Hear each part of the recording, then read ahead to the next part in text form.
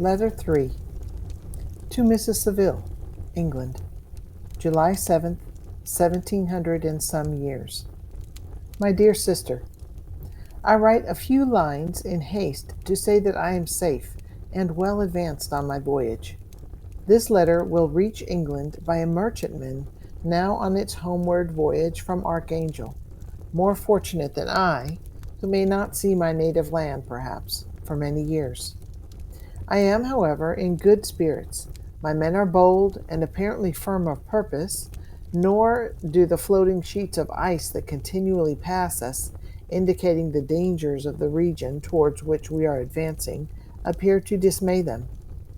We have already reached a very high latitude, but it is the height of summer, and although not so warm as in England, the southern gales, which blow us speedily towards those shores which I so ardently desire to attain, breathe a degree of renovating warmth which I had not expected. No incidents have hitherto befallen us that would make a figure in a letter. One or two stiff gales and the springing of a leak are accidents which experienced navigators scarcely remember to record, and I shall be well content if nothing worse happens to us during our voyage. Adieu, my dear Margaret. Be assured that for my own sake, as well as yours, I will not rashly encounter danger. I will be cool, persevering, and prudent. But success shall crown my endeavors. Wherefore not? Thus far I have gone, tracing a secure way over the pathless seas, the very stars themselves being witnesses and testimonies of my triumph. Why not still proceed over the untamed yet obedient element? What can stop the determined heart and resolved will of man? My swelling heart involuntarily pours itself out thus, but I must finish. Heaven bless my beloved sister, R. W. Letter 4. To Mrs. Saville, England, August 5th, 1700 and some years. So strange an accident has happened to us that I cannot forbear recording it, although it is very probable that you will see me before these papers can come into your possession. Last Monday, July 31st, we were nearly surrounded by ice, which closed in the ship on all sides, scarcely leaving her the sea room in which she floated. Our situation was somewhat dangerous, especially as we were compassed round by a very thick fog. We accordingly lay to, hoping that some change would take place in the atmosphere and weather. About 2 o'clock, the mist cleared away, and we beheld, stretched out in every direction, vast and irregular plains of ice, which seemed to have no end. Some of my comrades groaned, and my own mind began to grow watchful with anxious thoughts, when a strange sight suddenly attracted our attention and diverted our solicitude from our own situations. We perceived a low carriage, fixed on a sledge and drawn by dogs, pass on towards the north, at the distance of half a mile. A being, which had the shape of a man, but apparently of gigantic stature, sat in the sledge and guided the dogs. We watched the rapid progress of the traveler with our telescopes until he was lost among the distant inequalities of the ice. This appearance excited our unqualified wonder. We were, as were believed, many hundred miles from any land, but this apparition seemed to denote that it was not, in reality, so distant as we had supposed. Shut in, however, by ice, it was impossible to follow his track, which we had observed with the greatest attention. About 2 hours after this occurrence, we heard the ground sea, and before night the ice broke and freed our ship. We, however, lay to until the morning, fearing to encounter in the dark those large loose masses which floated about after the breaking up of the ice. I profited in this time to rest for a few hours. In the morning, however, as soon as it was light, I went upon deck and found all the sailors busy on one side of the vessel, apparently talking to someone in the sea. It was, in fact, a sledge, like the one we had seen before, which had drifted towards us in the night on a large fragment of ice. Only one dog remained alive, but there was a human being within it, whom the sailors were persuading to enter the vessel. He was not as the other traveler seemed to be, a savage inhabitant of some undiscovered island, but an European. When I appeared on deck, the master said, "Here is our captain, and he will not allow you to perish on the open sea." On perceiving me, the stranger addressed me in English, although with a foreign accent. "Before I come on board your vessel," said he, "will you have the kindness to inform me whither you are bound?" You may conceive my astonishment on hearing such a question addressed to me from a man on the brink of destruction, and to whom I should have supposed that my vessel would have been a resource which he would not have exchanged for the most precious wealth on earth can afford. I replied, however, that we were on a voyage of discovery towards the North Pole. Upon hearing this, he appeared satisfied, and consented to come on board. Good God, Margaret! If you had seen the man who thus capitulated for his safety, your surprise would have been boundless. His limbs were nearly frozen, and his body dreadfully emaciated by fatigue and suffering. I never saw a man in so wretched a condition. We attempted to carry him into the cabin, but as soon as he had quitted the fresh air, he fainted. We accordingly brought him back to the deck and restored him to animation by rubbing him with brandy and forcing him to swallow a small quantity. As soon as he showed signs of life, we wrapped him up in blankets and placed him near the chimney of the kitchen stove. By slow degrees he recovered, and ate a little soup, which restored him wonderfully. 2 days passed in this manner before he was able to speak, and I often feared that his sufferings had deprived him of understanding. When he had in some measure recovered, I removed him to my own cabin and attended on him as much as my duty would permit. I never saw a more interesting creature. His eyes have generally an expression of wildness and even madness, but there are moments when, if anyone performs an act of kindness towards him, or does him the most trifling service, his whole countenance is lighted up, as it were, with a beam of benevolence and sweetness that I never saw equaled. But he is generally melancholy and despairing, and sometimes he gnashes his teeth, as if impatient of the weight of woes that oppress him. When my guest was a little recovered, I had great trouble to keep off the men, who wished to ask him 1,000 questions, but I would not allow him to be tormented by their idle curiosity, in a state of body and mind whose restoration evidently depended upon entire repose. Once, however, the lieutenant asked why he had come so far upon the ice in so strange a vehicle. His countenance instantly assumed an aspect of the deepest gloom, and he replied, "To seek one who fled from me." "And did the man whom you pursued travel in the same fashion?" "Yes." "Then I fancy we have seen him, for the day before we picked you up, we saw some dogs drawing a sledge with a man in it across the ice." This roused the stranger's attention, and he asked a multitude of questions concerning the route which the daemon, as he called him, had pursued. Soon after, when he was alone with me, he said, "I have, doubtless, excited your curiosity as well as that of these good people, but you are too considerate to make inquiries." "Certainly. I would indeed be very impertinent and inhuman in me to trouble you with any inquisitiveness of mine." "And yet, you rescued me from a strange and perilous situation. You have benevolently restored me to life." Soon after this, he inquired if I thought the breaking up of the ice had destroyed the other sledge.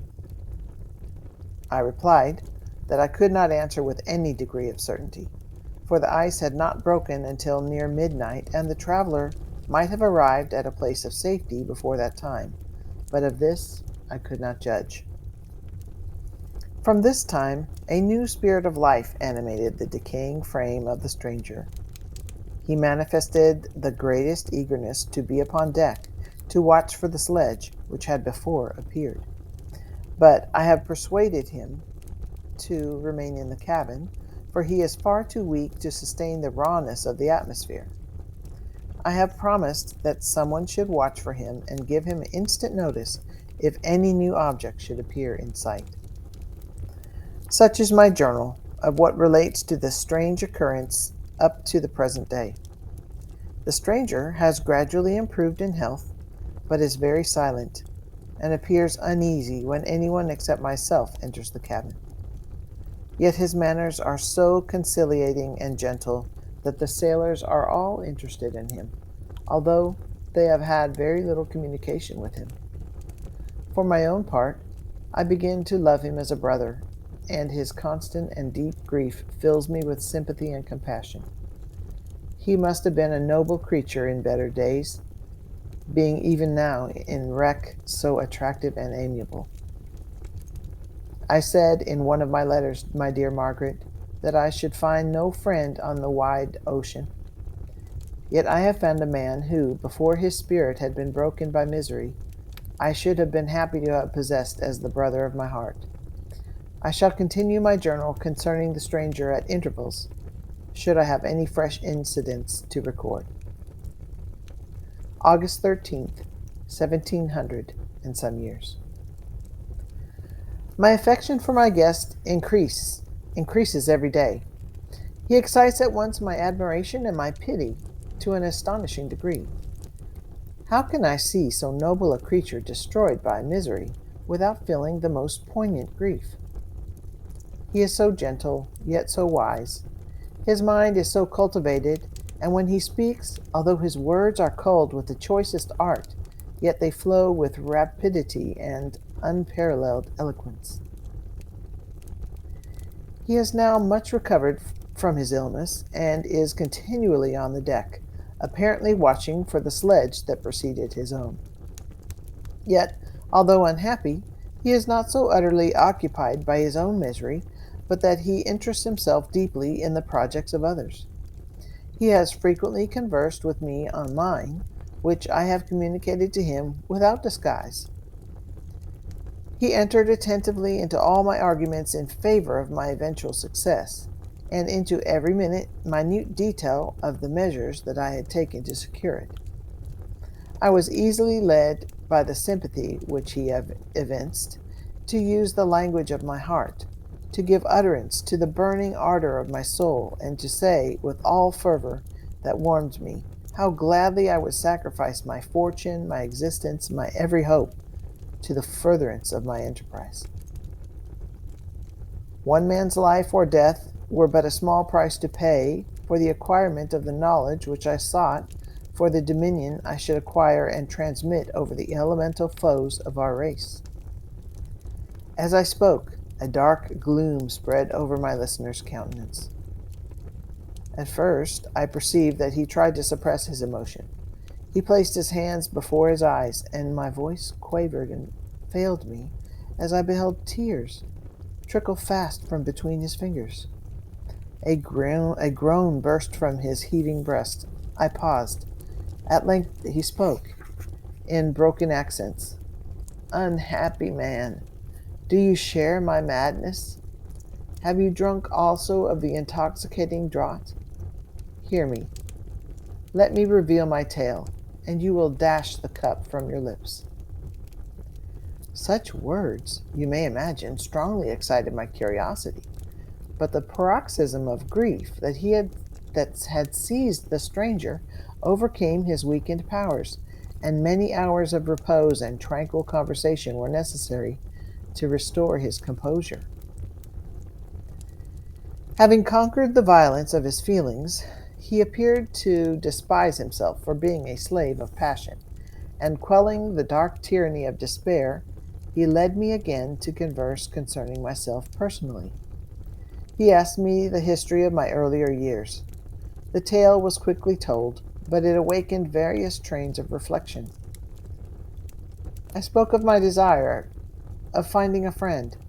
of my thirst for a more intimate sympathy with a fellow mind than I had ever fallen to my lot, and expressed my conviction that a man could boast of little happiness who did not enjoy this blessing. "I agree with you," replied the stranger. "We are unfashioned creatures, but half made up. If one wiser, better, dearer than ourselves, such as a friend ought to be, do not lend his aid to perfectionate our weak and faulty natures. I once had a friend, the most noble of human creatures, and am entitled, therefore, to judge respecting friendship. You have hope and the world before you, and have no cause for despair. But I have lost everything, and cannot begin life anew." As he said this, his countenance became expressive of a calm, settled grief that touched me to the heart. But he was silent and presently retired to his cabin. Even broken in spirit as he is, no one can feel more deeply than he does the beauties of nature.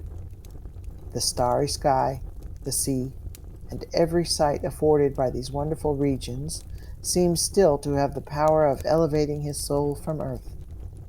Such a man has a double existence.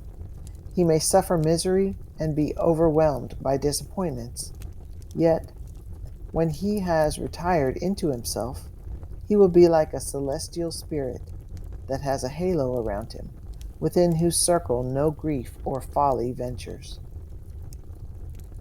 Will you smile at the enthusiasm I express concerning this divine wanderer? You would not if you saw him.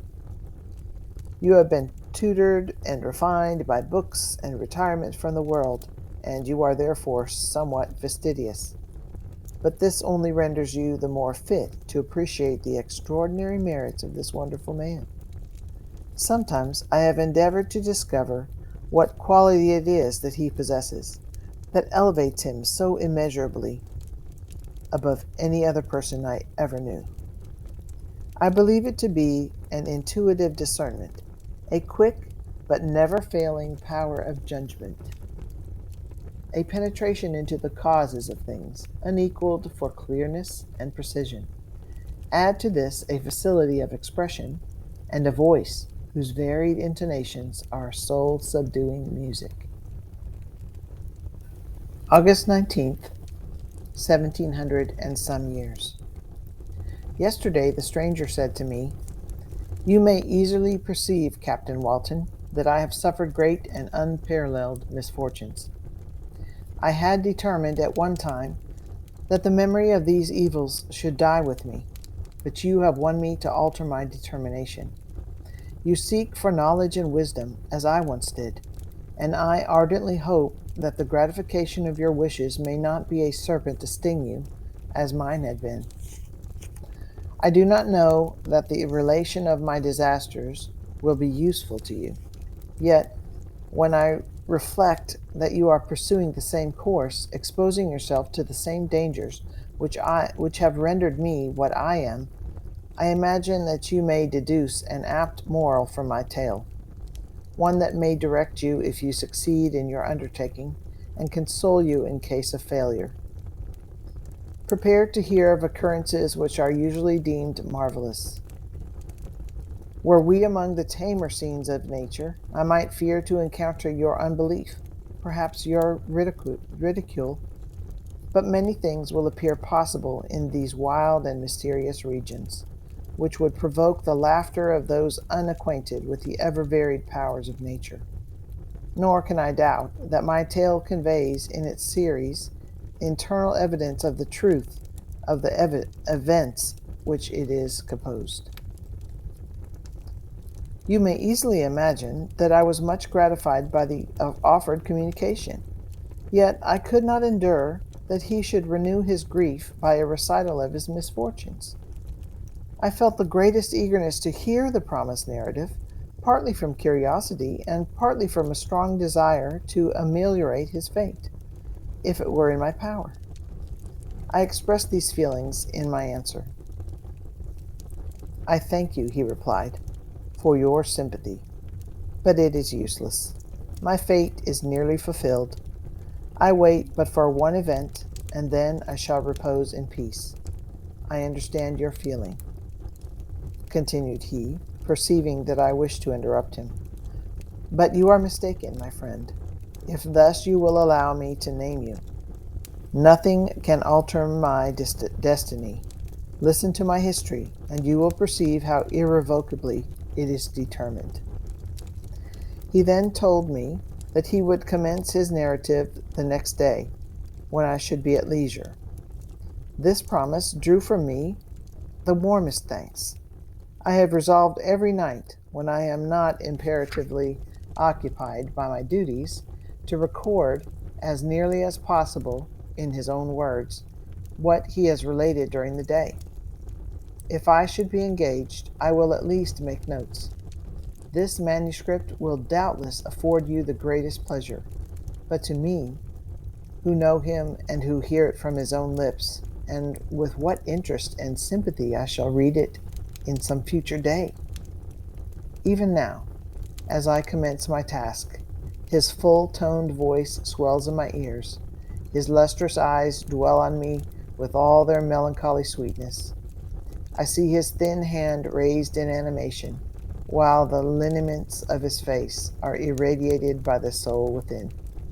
Strange and harrowing must be his story, frightful in the storm which embraced the gallant vessel and its course and wrecked it thus.